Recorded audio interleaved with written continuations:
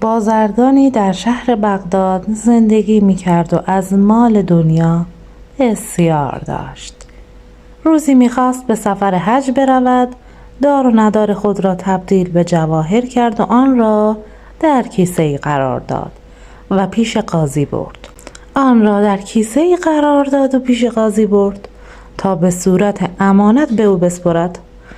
قاضی گفت من امانت تو را قبول نمی کنم، آن را بردار و پیش کس دیگری ببر. بازرگان به درستی قاضی بیشتر مطمئن شد.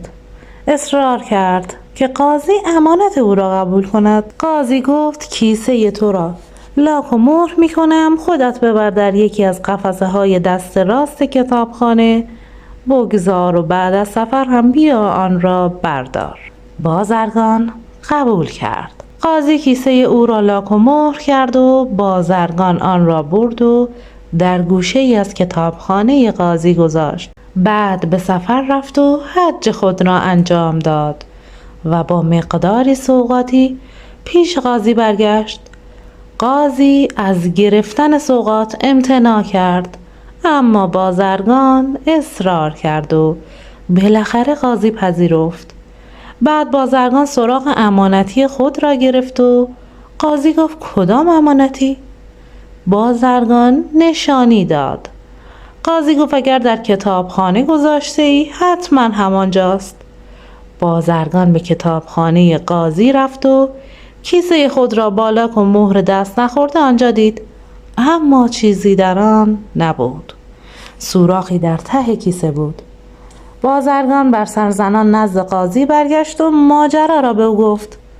قاضی گفت خانه من موشهای بزرگی دارد که به جواهر علاقه‌مند هستند، حتما آنها بردند. بازرگان گریان و نالان در کوچه ها می رفت که بهلول او را دید و علت گریه‌اش را پرسید. بازرگان قضیه را گفت. بهلول گفت کار تو را درست می کنم. از آنجا به نزد برادرش هارون الرشید که خلیفه بغداد بود رفت و از او خواست تا حکمی بدهد که او پادشاه موشها هست. هارون الرشید بسیار خندید و حکم را به دست بهلول داد.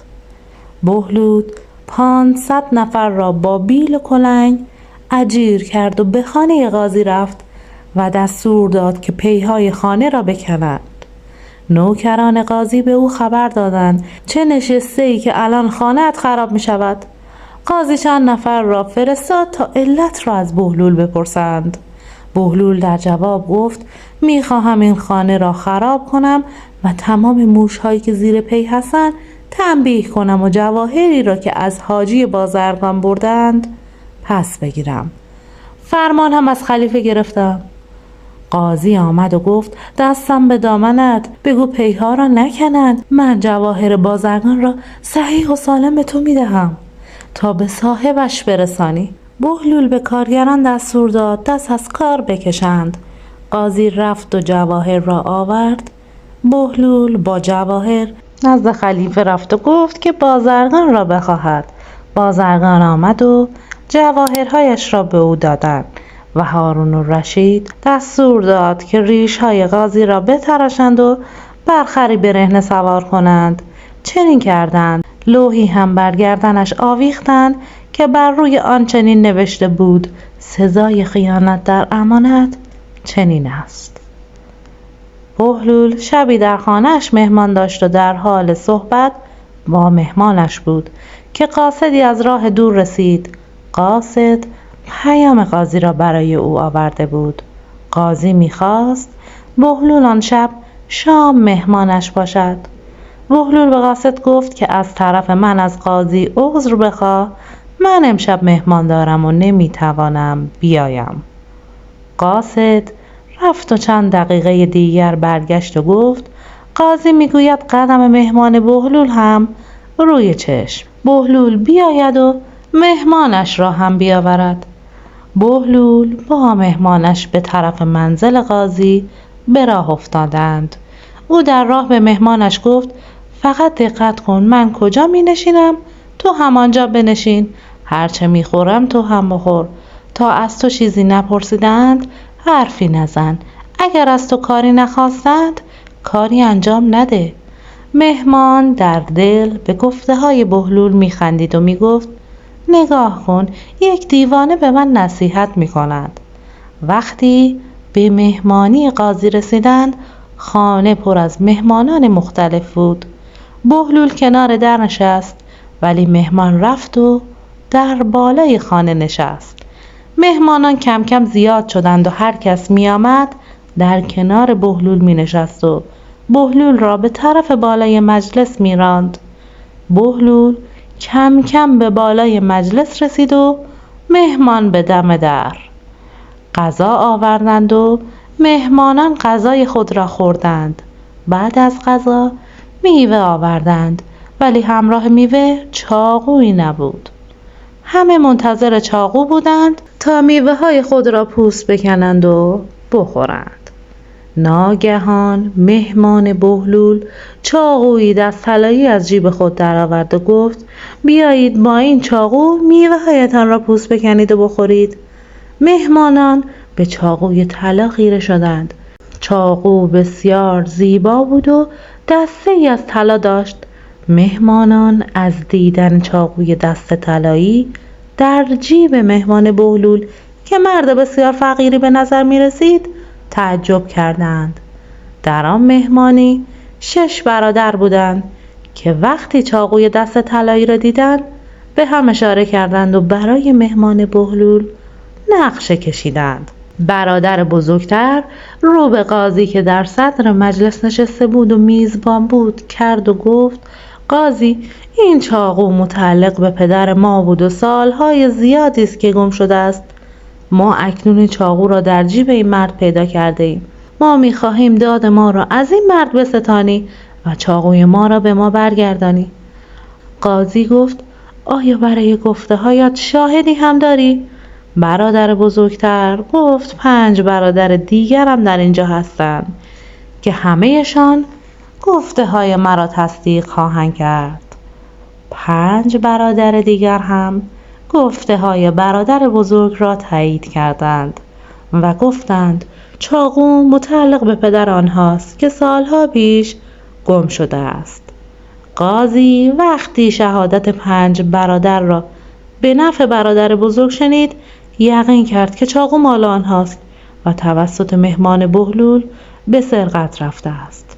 قاضی دستور داد مرد را به زندان ببرند و چاقو را به برادر بزرگتر برگرداندند. بهلول که تا این موقع ساکت مانده بود گفت قاضی، مرد امشب مهمان من بود و من او را به این خانه آوردم. اجازه دهید امشب این مرد در خانه من بماند. من او را صبح اول وقت تحویل شما می دهم تا هر کاری خواستید با او بکنید. برادر بزرگ گفت نه ای قاضی، تو راضی نشو که امشب بهلول این مرد را به خانه خودش ببرد، چون او به این مرد چیزهایی یاد می دهد که حق ما را از بین برود. قاضی رو به بهلول کرد و گفت بهلول، تو قول می دهی که به این مرد چیزی یاد ندهی تا من او را موقتا آزاد کنم؟ بهلول گفت ای قاضی، من به شما قول می دهم که امشب با این مرد لام تا کام حرف نزنم. قاضی گفت چون این مرد امشب مهمان بهلول بوده است، برود و شب را با بهلول بماند و فردا صبح بهلول قول می دهد که او را به ما تحویل دهد تا به جرم دزدی به زندانش بیاندازیم. برادران به ناچار قبول کردند و بهلول مهمان را برداشت و به خانه خود برد و در راه اصلا با مهمان حرفی نزد. به محض اینکه به خانه رسیدند بهلول زمزمه کنان گفت بهتر است بروم سری به خر مهمان بزنم، حتما گرسنه است و احتیاج به غذا دارد. مهمان که یادش رفته بود خر خود را در طویله بسته است گفت نه، تو برو استراحت کن، من به خر خود سر میزنم. بهلول بدون اینکه جواب مهمان را بدهد وارد طویله شد. خر سر در آخر فرو برده بود و در حال نشخوار علف‌ها بود. بهلول چوب کلفتی برداشت و به خر کوبید. خر بیچاره که علف‌ها را نشخوار میکرد از شدت درد در طویله شروع به راه رفتن کرد.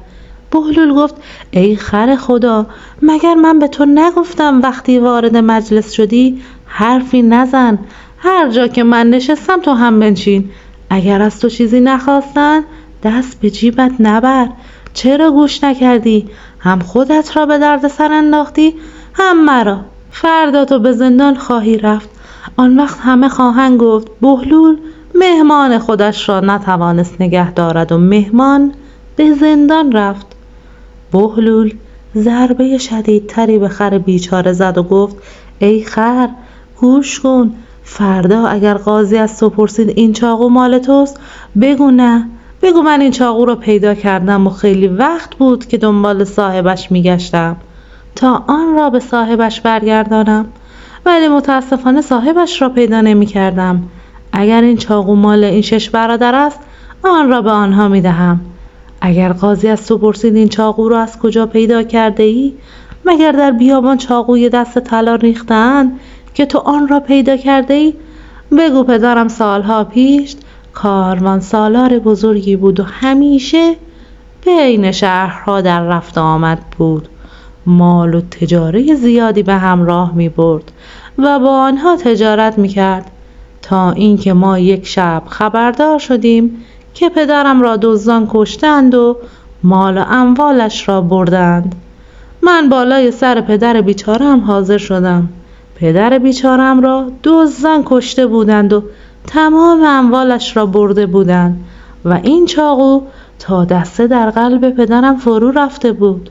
من چاقو را برداشتم و پدرم را دفن کردم و از آن موقع دنبال قاتل پدرم می‌گردم. در هر مهمانی این چاقو را نشان می‌دهم و منتظر می‌مانم که صاحب چاقو پیدا شود و من قاتل پدرم را پیدا کنم. ای قاضی، اکنون من قاتل پدرم را پیدا کردم. این 6 برادر پدر مرا کشتند و اموالش را بردند. دستور بده تا اینها اموال پدرم را برگردانند و تقاص خون پدرم را پس بدهند. بهلول که این حرفها را به خر می گفت، صاحب خر گفتگوهای او را می شنید. او چوب دیگری به خر زد و گفت ای خر خدا، فهمیدی یا تا صبح کتکت بزنم؟ صاحب خر گفت ای بهلول عزیز، نه تنها این خر، بلکه من هم حرفهای تو را فهمیدم و به تو قول میدهم در هیچ مجلسی بالاتر از جایگاه هم ننشینم. اگر از من چیزی نپرسیدند حرفی نزنم و اگر چیزی از من نخواستند کاری نکنم. بهلول که مطمئن شده بود مرد حرفهای او را به خوبی یاد گرفته است، رفت و به راحتی خوابید. فردا صبح بهلول مرد را بیدار کرد و او را به منزل قاضی رساند و تحویل داد و خودش برگشت. قاضی رو به مرد کرد و گفت مرد، آیا این چاقو مال توست؟ مرد گفت نه، من خیلی وقت است که دنبال صاحب این چاقو میگردم تا آن را به صاحبش برگردانم. اگر این چاقو مال این برادران است، من با رغبت این چاقو را به آنها میدهم. قاضی رو به 6 برادر کرد و گفت شما به چاقو نگاه کنید، اگر مال شماست آن را بردارید. برادر بزرگ چاقو را برداشت و با خوشحالی لبخندی زد و گفت ای قاضی، من مطمئن هستم این چاقو همان چاقوی گم شده پدر من است. 5 برادر دیگر چاقو را دست به دست کردند و گفتند بله جناب قاضی، این چاقو مطمئناً همان چاقوی گم شده پدر ماست. قاضی از مرد پرسید ای مرد، این چاقو را از کجا پیدا کرده ای؟ مرد در جواب قاضی بر اساس هر آنچه شب گذشته آموخته بود درباره چاقو توضیح داد و در پایان گفت قاضی، این 6 برادر پدرم را کشتند و اموالش را بردند. دستور بده تا اینها اموال پدرم را برگردانند و تقاص خون پدرم را بدهند. 6 برادر نگاهی به هم انداختند. آنها در مخمسه بدی گرفتار شده بودند و با ادعای دروغینی که کرده بودند مجبور بودند اکنون به عنوان قاتل و دزد سالها در زندان بمانند. برادر بزرگ گفت قاضی، من زیاد هم مطمئن نیستم این چاقو مال پدر من باشد، چون سالهای زیادی از آن تاریخ گذشته است و احتمالا من اشتباه کردم. برادران دیگر هم به ناچار گفته های او را تایید کردند و گفتند که چاقو فقط شبیه چاقوی ماست ولی چاقوی پدر ما نیست. قاضی مدت زیادی خندید و به مرد مهمان گفت ای مرد، چاقویت را بردار و پیش بهلول برو. مرد سجده شکر به جا آورد و چاقو را برداشت و خارج شد. شخصی به سفر می رفت، مقداری پول داشت و نمیخواست پولها را در خانه اش نگه دارد. با بهلول مشورت کرد که این پولها را به دست چه کسی بسپارم؟ بهلول گفت پولهایت را دست کسی بسپار. مرد از بهلول جدا شد و به شهر رفت. در شهر میگشت تا به در مغازه‌ای رسید. چشمش به صاحب مغازه‌ای افتاد و از او خوشش آمد. با خود گفت بهتر از پولها را به این شخص بسپارم. پیش رفت و مقصود خودش را با تاجر در میان گذاشت. تاجر با چرب زبانی پولها را از چنگ مرد بیرون آورد. مرد پیش خود خیلی خوشحال شد که پولها را دست کسی سپردم که نه کور است و نه چلاق. همین که خواست از در مغازه بیرون بیاید متوجه شد که تاجر یک پا ندارد. برگشت تا پولهایش را پس بگیرد، اما تاجر منکر شد و گفت تو کیستی؟ از من چه میخواهی؟ برو بیرون. بیچاره مرد دستش از همه جا کوتاه و به سر و صورت زنان پیش بهلول آمد. ماجرا را برایش تعریف کرد. بهلول گفت مگر من به تو نگفته بودم که پولها را به دست کسی بسپار که نه کور باشد و نه چلاق؟ آن مرد گفت من زمانی متوجه شدم این مرد چلاق است که پولها را به او تحویل داده بودم.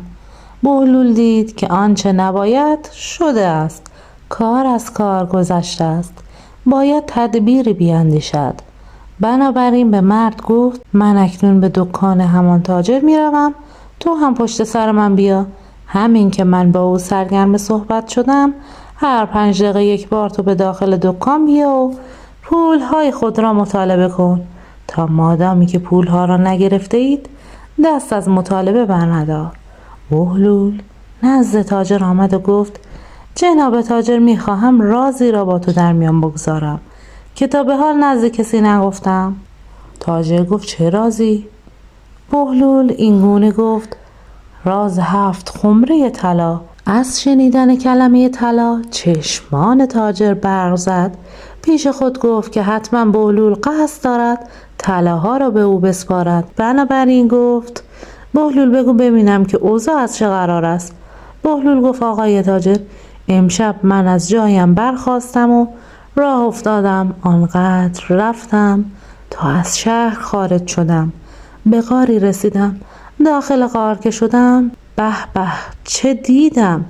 در این اثنا مرد طلبکار داخل دکان شد و پولش را مطالبه کرد. تاجر او را از دکان بیرون کرد و گفت چه پولی از من میخواهی؟ رد شو از اینجا، برو بیرون. مرد بیرون رفت و در گوشه‌ای پنهان شد. بهلول به حرف خودش ادامه داد بله آقای تاجر، در غار چه دیدم؟ دختری دیدم مثل پنجه ماه که او را از موهایش آویزان کرده بودند. همین که دختر چشمش به من افتاد گفت ای مرد، چه خوب شد که آمدی، من سالها انتظار تو را میکشیدم. دختر انگشتر خود را از انگشت خود در آورد و به من داد و گفت این انگشتر پربهاترین انگشتری است که مثل آن در خزانه هیچ پادشاهی پیدا نمی شود. در این حین باز مرد طلبکار به داخل دکان آمد و پولش را مطالبه کرد. باز تاجر او را از دکان بیرون کرد. بهلول به حرف خود ادامه داد بله، دختر انگشتر را به من داد و بعد از آن گفت ای مرد، عمر من به آخر رسید و به این زودی دار فانی را وداع خواهم کرد، ولی من کسی را ندارم که بعد از مرگ من مباشر دفن و کفن من باشد. زیر این گلیم 7 خمره طلا پنهان کردم. همین که من مردم آن خمره ها را در بیاور و مرا جای آنها دفن کن. دختر این را گفت و جان به جان آفرین تسلیم کرد. من اول خمره های طلا را در آوردم و جنازه دختر را در آنجا دفن کردم. با خود اندیشیدم که اینقدر طلا را من به تنهایی نمیتوانم نگهداری کنم. باید شخص امین و معتبری که چشم طمع به مال مردم ندوخته باشد پیدا کنم و طلاها را به او بسپارم. در این لحظه باز مرد طلبکار به داخل دکان شد و پولهایش را مطالبه نمود. تاجر خواست باز او را از دکان بیرون کند. بهلول رو به مرد طلبکار کرد و گفت: ای مرد، تو از این تاجر چه می‌خواهی؟ این شخص آدم خوبی است و تا به حال پول کسی را نخورده است. مرد طلبکار دهانش را باز کرد تا خواست ماجرا را به بهلول بگوید. تاجر با خود اندیشید که اگر طلب او را ندهد، بهلول طلاها را به دست او نخواهد سپرد. بنابراین پول آن مرد را داد. همین که طلبکار پولش را گرفت و از دکان خارج شد، بهلول گفت: بله آقای تاجر، تصمیم گرفتم طلاها را پیش تو بیاورم. آخرین خمره را که بر پشت اسب بار می کردم افتاد و شکست و تکه تکه شد. طلاها به دور و بر پراکنده شدند. با صدای افتادن خمره یک مرتبه از خواب پریدم. دیدم طلا کجا بود، خمره کجا بود، همه اینها را در خواب دیدم. حال پیش تو آمدم که این خواب مرا تعبیر کنی. تاجر بخت برگشته از اینکه گول خورده بود برآشفت و بهلول را با عصبانیت از مغازه بیرون کرد. تاجری به سفر می رفت. هوا تاریک شده بود و بازار و دکانها بسته بودند. چیزی برای آذوقه سفر پیدا نکرد. به در خانه پیرزنی رفت و از او 10 تخم مرغ پخته خرید و چون دیر وقت بود و عجله داشت، پول تخم مرغ را نتوانست بدهد. چند ماه از این ماجرا گذشت. در این مدت تاجر به شهرهای مختلف سفر کرد. همین که از سفر برگشت، پیش پیرزن رفت تا پول تخم مرغ را بپردازد. پیرزن گفت: اگر پول تخم مرغ را به موقع داده بودی حرفی نداشتم، ولی حالا مدت هاست از آن گذشته. در این مدت از 10 تخم مرغ 10 تا جوجه به وجود می آمد و آن جوجه ها مرغ می شدند. مرغ ها تخم می گذاشتند. دوباره از تخم مرغ ها جوجه بیرون می آمد. جوجه ها مرغ می شدند و باز مرغ ها تخم می کردند. خلاصه پیرزن آنقدر حساب تخم مرغ ها و جوجه ها را کش داد و تکرار کرد که اگر تاجر تمام دارایی خود را به او میداد، باز هم چیزی کم می آورد. تاجر زیر بار نرفت. پیرزن شکایتش را پیش خلیفه برد. خلیفه امر کرد که تمام دارایی تاجر را بگیرند و به پیرزن بدهند. تاجر با دست خالی در کار خود حیران ماند. این خبر به گوش بهلول رسید. پیش خلیفه رفت و گفت: برادر، آمدم از تو اجازه بگیرم تا در حیاط قصر گندم بکارم. خلیفه به تصور اینکه بهلول بر سر عقل آمده است به او اجازه داد. بهلول از همان روز شروع به کار کرد و قسمتی از حیاط را شخم زد. بعد در وسط حیاط دیگ بزرگی روی اجاق گذاشت. شروع کرد به جوشاندن آب. خلیفه از پنجره نگاه می کرد. همین که دید بهلول زمین را شخم زده و برای کشت آماده است، با وزیر و چند تن دیگر از نزدیکان خود به حیاط آمد. از بهلول پرسید: بهلول، این چه کاری است که تو می‌کنی؟ بهلول گفت: اگر اندکی صبر کنی مطلب برای تو روشن خواهد شد. در این حین بهلول یک کیسه گندم آورد و توی دیگ ریخت. همین که گندم ها پخته شد، آنها را با آبگردان برداشت و روی زمینی که شخم زده بود پاشید. از مشاهده این حال خلیفه با تعجب گفت: بهلول، من تصور می‌کردم که تو عاقل شده‌ای، ولی حالا می‌بینم نه، تو همان بهلولی هستی که بوده‌ای. بهلول خود را به دیوانگی زد و گفت: ای خلیفه عادل، مگر چه شده است؟ خلیفه گفت: بهلول، می‌خواستی دیگر چه بشود؟ مگر گندم پخته هم سبز می شود؟ بهلول گفت: در جایی که گندم پخته سبز نمی شود، پس چگونه از تخم مرغ پخته جوجه در می آید که تو امر کرده ای تمام دارایی تاجر را از دستش گرفتند و به پیرزن دروغگو دادند؟ روزی بهلول در کنار جاده نشسته بود. پادشاه با وزرایش از آنجا می گذشتند. همین که چشم پادشاه به بهلول افتاد، به وزیرش گفت: وزیر، میخواهم اندکی سر به سر بهلول بگذارم.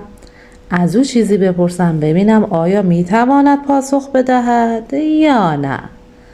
وزیر گفت ای پادشاه، بهلول کسی نیست که زیر حرف بماند.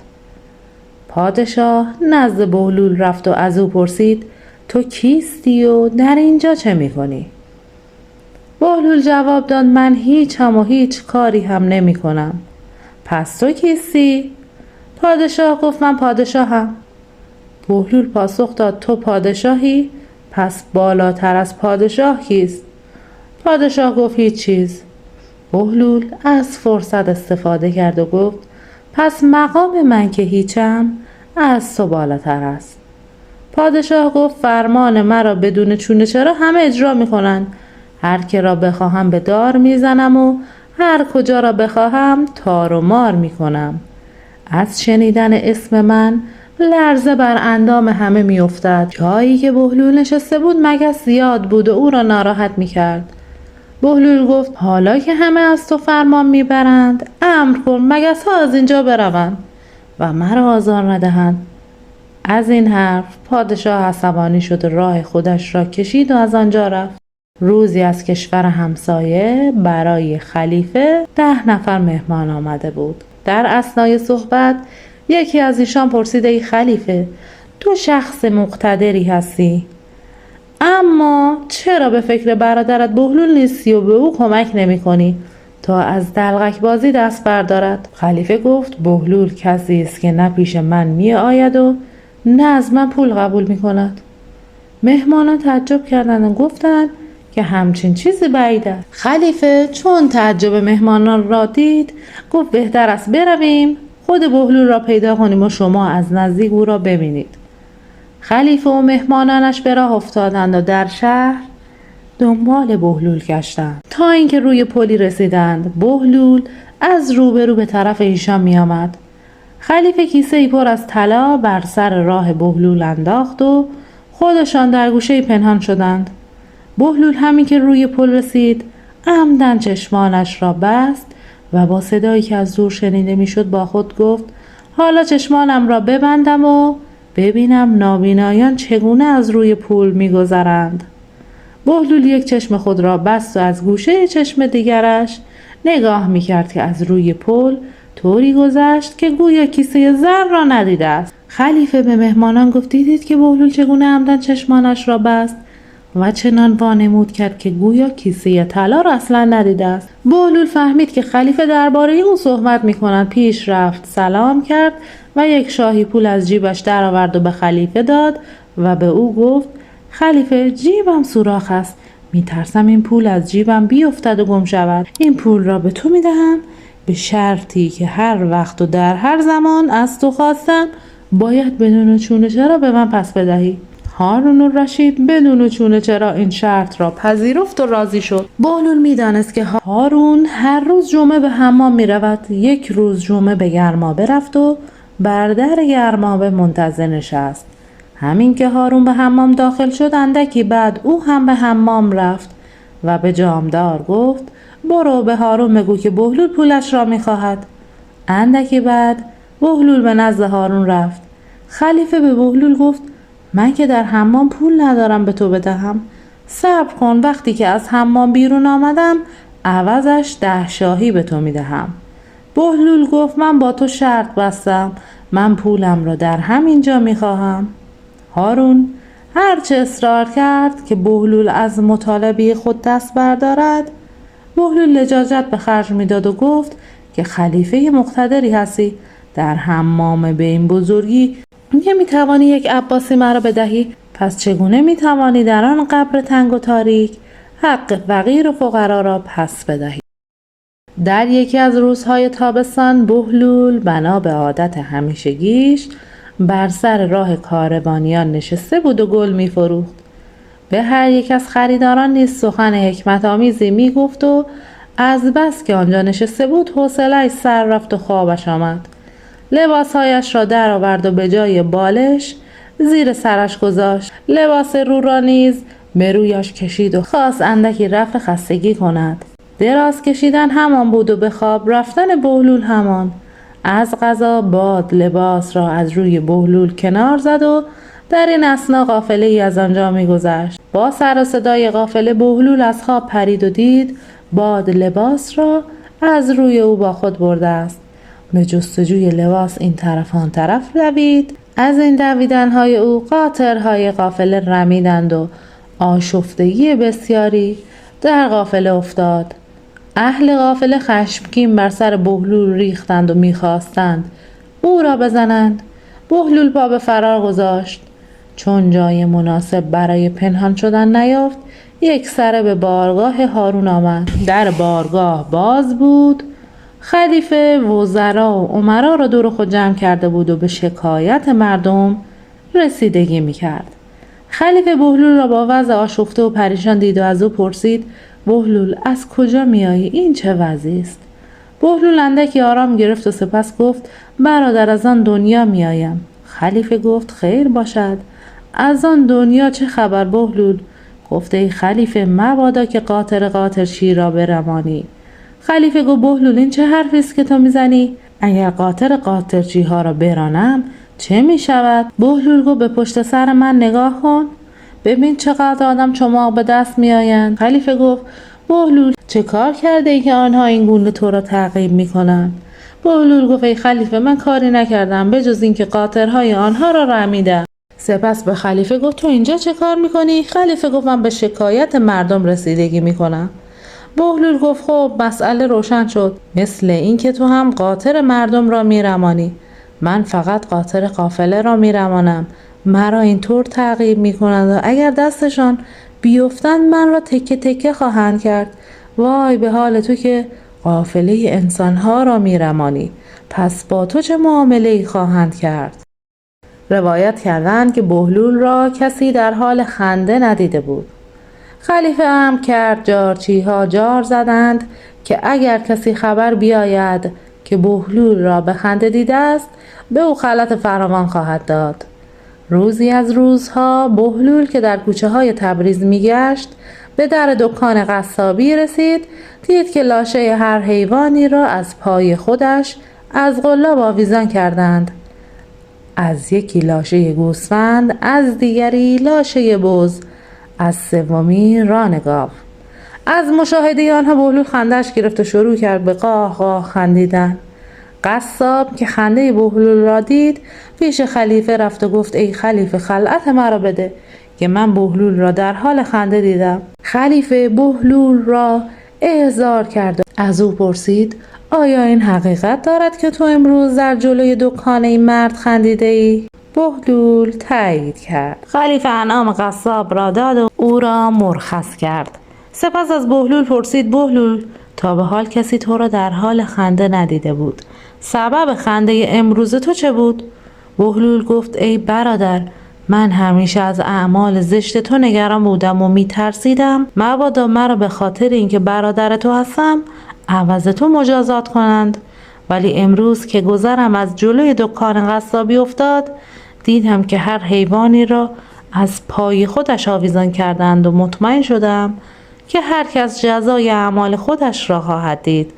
بنابراین خندم گرفت و خوشحال شدم. دو همسایه برزگر زمینهای خود را شخم می زدند. بین ایشان نزاعی در گرفت. هر یک مدعی بود که همسایه‌اش به خاک او تجاوز کرده است. بهلول از آنجا می گذشت.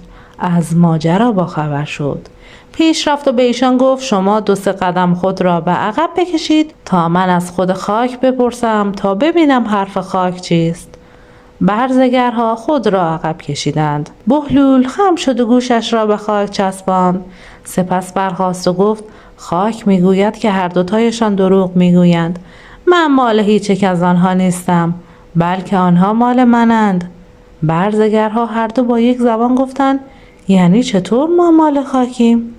بهلول گفت: ولی سخن خاک این است که ای انسانها، شما از خاک آفریده شده اید و پس از مرگ نیز به آغوش خاک برمیگردید. به خاطر یک وجب خاک با هم دعوا نکنید. ممنون که تا پایان این ویدیو همراه من بودید.